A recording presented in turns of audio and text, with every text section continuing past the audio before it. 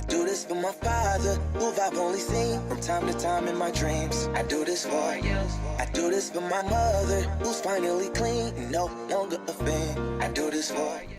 What is going on, you guys? Welcome back to the channel and into today's video. Today we are talking about Infinite Warfare. I know. Infinite Warfare might be the most controversial Call of Duty game besides COD Ghosts. This is the most disliked game of them all.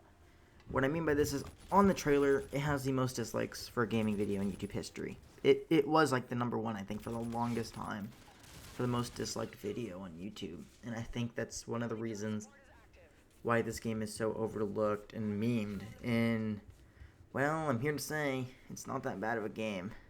Oh boy. Call of Duty Infinite Warfare is a good game. A lot of people are going to be triggered by this statement, but it is true. It is not my favorite game. It is not going to be a game I can see myself playing forever. I do regret not playing it when this game was in its prime, though. When this game was in its prime, it was very weird for me. I didn't play it a lot. It was more to Destiny. I was playing a lot more Remaster at the time because it was just what was fun for me. I didn't prestige on Infinite Warfare until this year, actually. Earlier this year, actually around the time the first KARNAGEHRC came around, back in August and September. And I hadn't prestige until then, and it was kind of weird because I was still making content on Black Ops 4 at the time, which I'm still going to get to Master, don't worry. That video will be out soon enough when I get to Master Prestige a second time, don't worry. But the thing about it is, with Infinite Warfare, the game had a lot of things to do that I regret not doing. What I mean by this is this game has a lot of stuff you can do in it, just not a lot of fun stuff. What I mean by this is the Black Sky grind was awesome, but it wasn't recommended to do it at all because you had to reach a high prestige, and I thought that was cool. But it also made it where the people who played the most got it faster. And that should be the way it always is, right? But to me, I always look at... And it also eliminates those level 55, so they actually have to be good at the game because those launchers, bro, oh my. I can go for solar now if I really wanted to. I can get solar really easy. Because all I have to do is hit level 55, not prestige, get every gun gold for non-classics, and then just grind my ass off to get classics, which I don't think I'm ever going to do. Anyway, the reason I'm not going to do it is because it's just too much of a grind. There's no double XP weekends anymore. There is double XP tokens, which can enhance it. If anyone would ever help me with it, I'm going to try to figure out if someone would help me with grinding out this game, because I do thoroughly enjoy this title. It's not a bad game.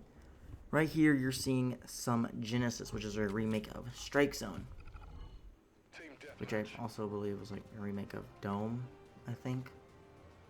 I believe that's what they said. I don't remember. Anyway, with that, I mean, the game looked beautiful if you made it look beautiful. The game had a really weird gray hue tint-ish to it. That was kind of the way a lot of Call of Duty games were at the time until BO3 and even Modern Warfare Master to an extent. BO3 was what enhanced the visuals. Advanced Warfare was colorful, but you could still tell it was running on the last gen engine.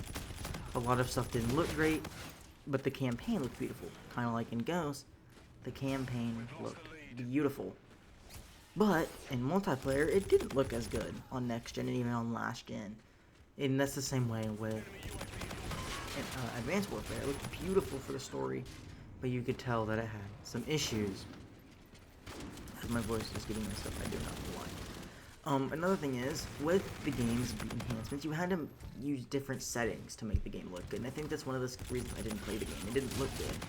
Destiny looked beautiful. This game didn't. And it's published by the same company with a different time period. You feel like Destiny should look worse in this game because it came out in 2014, not in 16. But, lo and behold, it looks better in this game. And not this game, in Destiny. It looks worse in this game. I tuned some settings on my TV and even on the game itself to make it look right. Even on my TV, it doesn't even look good, but on this, it looks great for me. And I still think it does. This game enhanced a lot of things. It showed what to do with microtransactions, what not to do. Now keep in mind, Infinite Warfare came out when supply drops were at their height. We were just coming off of Black Ops 3 supply drops, which made, how much made, like $500 million in a year? Like, it made a lot of money. Made a couple $100 million, like, It made a lot of money is all you need to know, really. Made a lot of money because we were just suckered into it. And then this game came out, and well, they launched 200 plus cosmetics at once. At once. What game company does that? I don't know what game company does that. But that's just what happened. This game has a lot going for it. It still does. This game has a lot of stuff to do, though. I mean, you can unlock all the hero gear. You can unlock Black Sky. And you could even unlock Solar if you didn't want to get Black Sky. And if you didn't want to rank up all the way to Prestige, like, what is it, like 10? Or 11 or something like that. To get all the classic weapons. You didn't have to do that. You could still get Solar, and it still looked pretty cool. But this game reverts back to the Advanced Warfare variant system, which was not a good idea. Variants are cool in concept, but it also makes a game feel win almost. Because the game doesn't flow right. The game won't play right. It doesn't look right. It doesn't feel right. Because there's going to be certain people who have better weapons than you. Now, that's in every game, right? The NV4, as you see me use, is a very easy gun to use.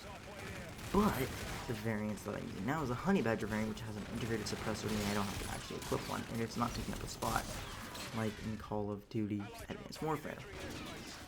This game has a lot of cool stuff with it. It had the unique specialist, known as payloads, second specialist. The rigs were what they called specialists instead of just specialists. The weapons were called payloads. You could have a perk, a trait per se, a perk which was a trait called trait in this game, and a weapon or an ability. Usually I run the Equalizer SMGs, which are dual silence SMGs, and then the Rushdown, I believe is what it is called, where I can have a little boost. I also run personal radar all the time, because it just is right to me. Another thing is that when you run these, it was cool. Also, the lethals and tacticals had a place to be. I never really ran lethals in games I had to pick 10. The reason is because I felt like it just took up a slot. And I think that's one of the issues that a lot of people have with pick 10 is because it gets rid of secondaries almost entirely. And I understand where those people are coming from. One of the things this game did do right was pretty much like what World War II did. It had not an overhaul, but it did a lot of things right. Back in 2017, before Call of Duty World War II released, we had Days of Summer, which was 6 weeks of non-stop wanting to play Call of Duty. Modern Warfare had it, Black Ops 3 had it, and this game had it. Black Ops 3 had it with the Grand Slam, MWR had it with Beach Bog and a bunch of new weapons and updates. This game had it where you had some special stuff like camos and some supply drops in a summer version of a map that even when it was on the summer version looked the same as any other versions. I don't know. It was kind of weird. But with that being said, a lot of things just didn't go within this game because the first couple events we had was the Christmas event, and then it is summer, and that was pretty much it. And then the Halloween event at the end of the game. So they really started figuring stuff out. When this game launched, it didn't have a lot of stuff, so people were leaving and playing Black Ops 3. The game played like BO3. It felt like Black Ops 3, and it still is Black Ops 3. I'm sorry. This game is Black Ops 3. But with a lot more, better maps for DLC. A lot of the DLC maps were goofy, like in the end of BO3. But the end of Black Ops 3 had better maps. And that's saying something. Black Ops 3 had a lot of maps to go for. I mean, you had the maps like Micro, which was cool, Rupture, which was kind of cool, but this game you had golf courses and some weird Mars maps, and they were all a bunch of goofy and kind of cool, but they were all interesting. One of the things this game has was the mission teams. This was the best addition they added, where you could actually earn rewards for in-game by doing certain little missions from these mission teams. There were 5, and all of them went up to level 50. You had to do these missions, you had to select which mission you wanted to do in the pre-game, and then you did it in-game. This ranged from calling aerial score streaks to getting a certain amount of ballistic weapon kills, like regular bullets, and you had energy weapon kills, and then you had kills with aerial score streaks, kills with ground score streaks, kills with melee. Then you had stuff like the weird stuff that I never went and did, which get kills with a certain kill so that you never use, or get a certain amount of long shots or something, and I would never select a lot of them.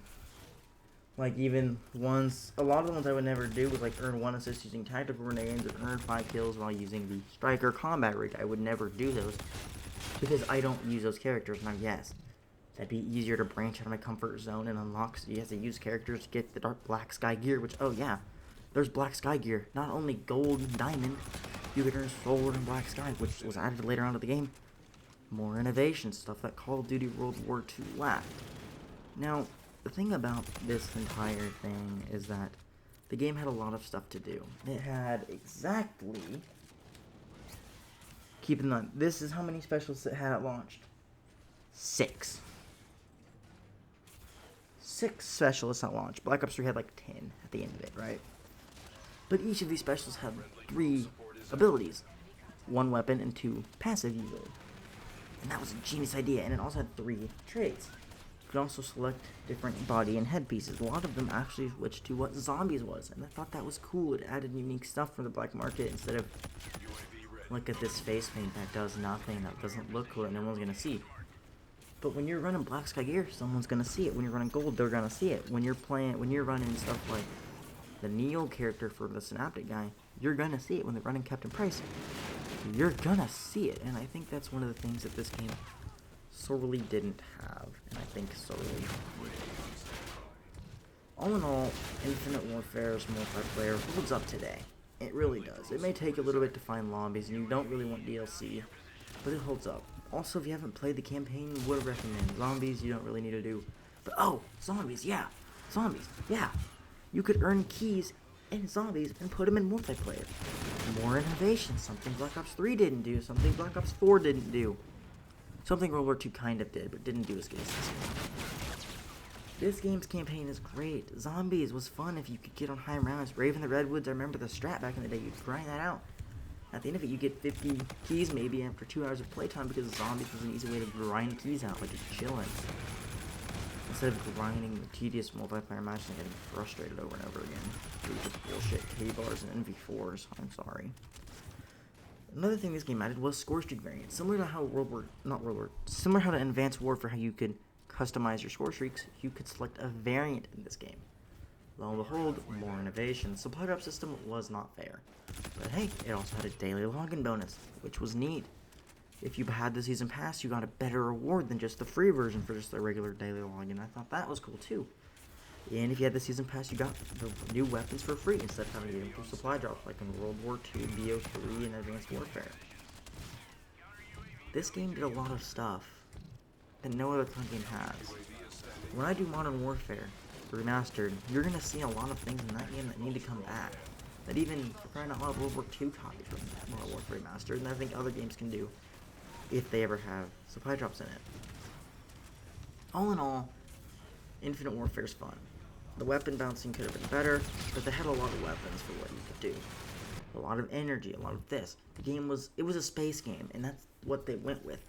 But they didn't do a lot of space combat, except for in the story, and I commemorate them for that. Because you're not floating on a moon. I mean, I'm pretty sure one of the maps is on a moon, but it's like with regular gravity. Instead of, you know, the usual boosting around in space using grappling hooks. I thought that was always kind of stupid anyway. But anyway, I want to know what you guys think.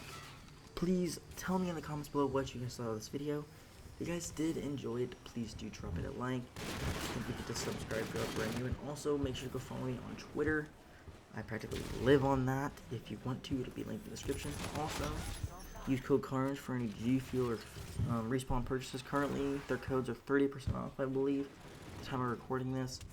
Also, my Respawn chair is the most comfy chair in the world. I would recommend getting one, especially if you need a Christmas idea for someone you know, or maybe yourself. If you get money, buy it, dude. It's so worth it. I would recommend it.